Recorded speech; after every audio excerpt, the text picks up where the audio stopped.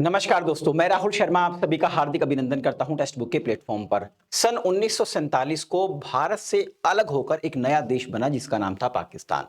इस पाकिस्तान को भारतीय फौज ने सन 1971 में दो हिस्सों में ब्रेक कर दिया, यानी दो हिस्सों में तोड़ दिया। जो नया देश बना वो था बांग्लादेश। सब कुछ सही चल रहा था इस देश के अंदर, यानी बांग्लादेश के अंदर। लेकिन पिछले साल एक ऐसी घटना घटित हुई जिसके बाद बांग्लादेश के अंदर पूरा का पूरा जो सिनेरियो है, पूरा का पूरा सिस्टम चेंज हो गया।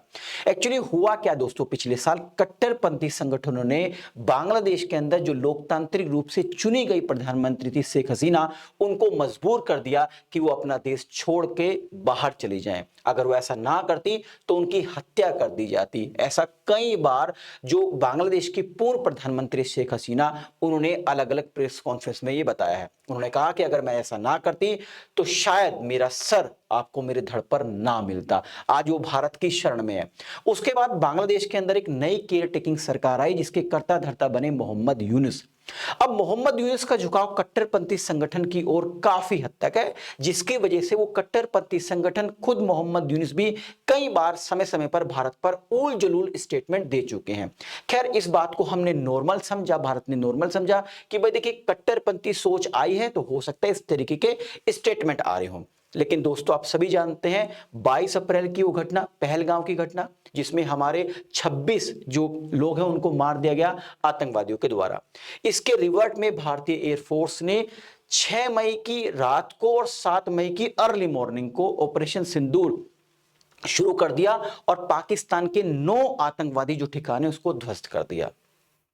लेकिन दोस्तों, इधर तो वो ऑपरेशन सिंदूर चालू हुआ, ऑपरेशन सिंदूर के ठीक बैकअप में एक नया देश बन गया दोस्तों। जी हां, बांग्लादेश अब बांग्लादेश नहीं रहा है, बांग्लादेश हो गया है लिटिल पाकिस्तान, नया पाकिस्तान, चूजा पाकिस्तान। जी हां, मैं सच बता रहा हूं दोस्तों, क्योंकि जैसे ही ऑपरेशन सिंदूर चल रहा था तो बांग्लादेश के अंदर एग्जैक्टली पाकिस्तान की सोच वाले लोग आ गए। वही मेंटेलिटी, वही सोच, वही विचारधारा। देखिए, जब ऑपरेशन सिंदूर चल रहा था तो उसके आसपास जो बांग्लादेश से कुछ स्टेटमेंट आ रहे थे, जो कुछ बांग्लादेश में एक्टिविटी हो रही थी, वो हूबहू ऐसी थी जैसी पाकिस्तान में है। अब मैंने बांग्लादेश को बांग्लादेश नहीं कह रहा हूं मैं, अब इसको न्यू बांग्लादेश या न्यू पाकिस्तान कह रहा हूं, या चूजा पाकिस्तान कह सकता हूं, या फिर लिटिल पाकिस्तान कह सकता हूं। दोस्तों, एक्चुअली हुआ क्या, ऑपरेशन सिंदूर के ठीक एक दिन बाद बांग्लादेश ने अपने देश के अंदर आकाश विजय 2025 नामक एक सैन्य अभ्यास किया। कभी नहीं कर रहा था लंबे समय से, अब इसने एक सैन्य अभ्यास करा जिसमें इसकी यहां की वायुसेना, थल सेना, नौसेना, सीमा रक्षक बल, पुलिस, अग्निशमन सेवा और एनसीसी यानी राष्ट्रीय कैडेट कोर के सभी प्रतिभागियों ने इसके अंदर भाग लिया, अभ्यास किया।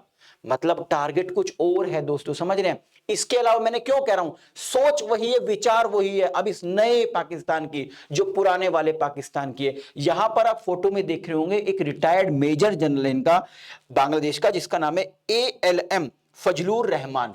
ALM फजलुर रहमान, नाम तो बड़ा अच्छा है लेकिन कर्म थोड़े से इसके अजीब है। जैसे ही भारत ऑपरेशन सिंदूर में बिजी था तो इसने क्या स्टेटमेंट दिया, समझिए सोच क्या, वही पाकिस्तान वाली। इसने कहा कि सही समय है, सही मौका है बांग्लादेश के पास। इसने केयर टेकिंग प्रधानमंत्री यानी यूनुस से कहा कि प्रधानमंत्री जी, सही समय है, सही मौका है, तुम भी कर दो हमला भारत के ऊपर चीन की मदद से, नॉर्थ ईस्ट हमारे कंट्रोल में आ जाएगा। सोच वही, विचार वही, किसी भी तरीके से भारत पर क्या करना है, हमला करना, भारत को पीछे करना, नीचे दिखाना, जैसे पाकिस्तान के मेजर जनरल करते हुए आए हैं।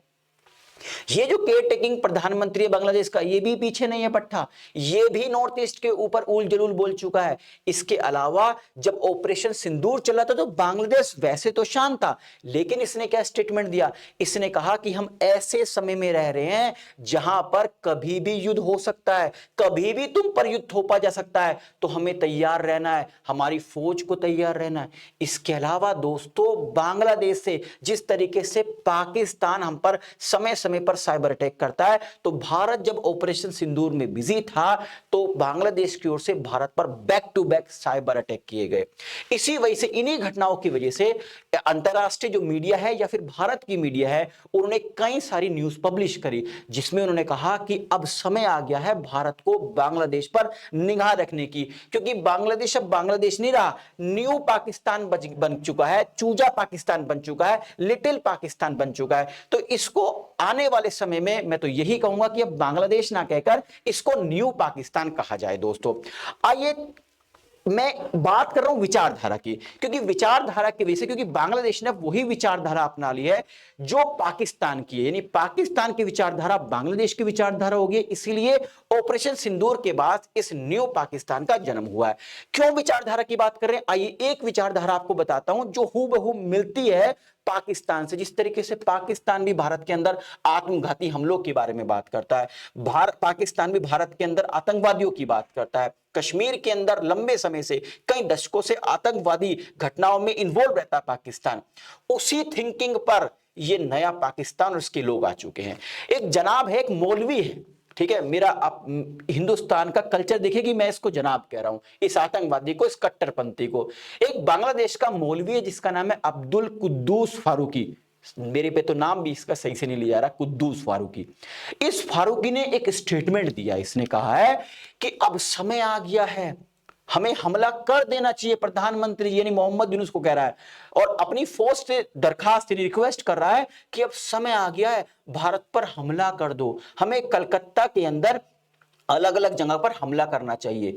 इस मौलवी ने कहा है कि मुझे किसी भी तरीके, कोई भी फाइटर जेट की आवश्यकता नहीं है, क्योंकि मेरे पास तो क्या है, बम बांधेंगे लोग और कूद जाएंगे भारत के अंदर। क्यों इतने पैसे खर्च करने, यानी कि जो आत्मघाती हमले पाकिस्तान से भारत में हुआ करते थे, अब दोस्तों वो हमले हो सकता है आने वाले समय में हमें इस नए पाकिस्तान से देखने को मिले, क्योंकि वहां पर थिंकिंग ऐसे, जैसे पाकिस्तान की सरकार कहती है ना, हम तो खुद आतंकवाद से ग्रस्त हैं, हम तो आतंकवाद को सपोर्ट नहीं करते हैं, हो सकता है हमारे यहां पर कोई आतंकवादी ग्रुप ऐसा हो, मतलब या फिर ऐसे लोग हों जो भारत की विचारधारा से सहमत ना हो। तो ऐसी यहां पर विचारधारा शुरू हो गई है दोस्तों, ये लोग भी भारत में हमला कर सकते हैं। आप देखिए कई सारे न्यूज़पेपर ने इसको स्पष्ट तौर से कहा है, इस मौलवी की भाषा को लिखा है। अच्छा, मौलवी ने एक बात और कही है, कहा कि जो इस्लाम के अलावा जो भी लोग हैं वो सभी काफिर हैं, जो मूर्ति पूजा करते हैं, जो बुतों की पूजा करते हैं,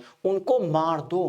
और इनको मारने में अगर बांग्लादेश यानी नया पाकिस्तान की फौज मेरी मदद करे तो मेरे पास ऐसे लोग हैं जो आत्मघाती हमला करने में एक्सपर्ट है, मेरे पास वो प्लान तैयार है, आप बस एक बार हरी झंडी दीजिए। अब सवाल उठता ये है दोस्तों, मोहम्मद यूनुस आजकल टच में है किसके, पाकिस्तान के प्रधानमंत्री शहबाज शरीफ के। ऐसी शहबाज शरीफ, ऐसी नए पाकिस्तान का केयर टेकिंग प्रधानमंत्री यूनुस, दोनों के बीच में कुछ तो खिचड़ी पक रही है। जब विचारधारा मिलती है तभी तो दो लोग आपस में साथ आते हैं, तो दोनों साथ आ रहे हैं तो एक क्वेश्चन मार्क तो बनता है दोस्तों। भारतीय फौज को अब तैयार रहना पड़ेगा। अब आपके दो दुश्मन है, पाकिस्तान अब एक नहीं, एक पाकिस्तान है, एक नया पाकिस्तान है, लिटिल पाकिस्तान, चूजा पाकिस्तान है। इन दोनों पर हमें ध्यान रखना पड़ेगा। इसके अलावा इन सबका जो है कलाकार, इन सबका जो उस्ताद है चाइना, उस पर भी हमें फोकस रखना पड़ेगा। ये हमने ऑपरेशन सिंदूर में बहुत अच्छे से देख लिया है दोस्तों। तो आई थिंक इस वीडियो के माध्यम से जो इंफॉर्मेशन मैं आप तक पहुंचाना चाह रहा था वो पहुंच गई होगी। जाने से पहले एक इंफॉर्मेशन और देता हूं आपको। अगर आप दोस्तों आईएएस की तैयारी कर रहे हैं, यूपीएससी की तैयारी कर रहे हैं और आपका माध्यम हिंदी है, तो निर्णय आईएएस आपके लिए लेके आया ऑफिसर्स बैच 2026। इस बैच के कुछ फीचर्स बताता हूं, जैसे यहां पर डेली बेसिस पर लाइव क्लासेस होंगी। अगर आप लाइव क्लासेस नहीं देख सकते तो रिकॉर्डेड क्लासेस भी देख सकते हैं।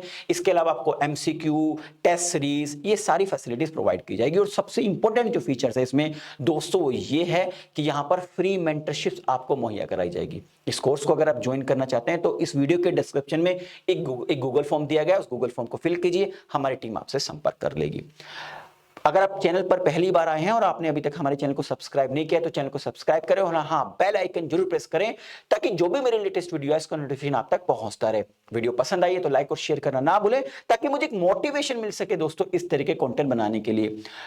आप सभी का बहुत बहुत शुक्रिया जुड़े रहने के लिए। इस वीडियो की अगर आप पीडीएफ चाहते हैं तो इस क्यूआर कोड को स्कैन कीजिए, आप मेरे टेलीग्राम से जुड़ सकते हैं, वहां पर इस वीडियो की पीडीएफ आप सभी के लिए अवेलेबल है। आप सभी का बहुत बहुत शुक्रिया। नमस्कार दोस्तों, जय हिंद।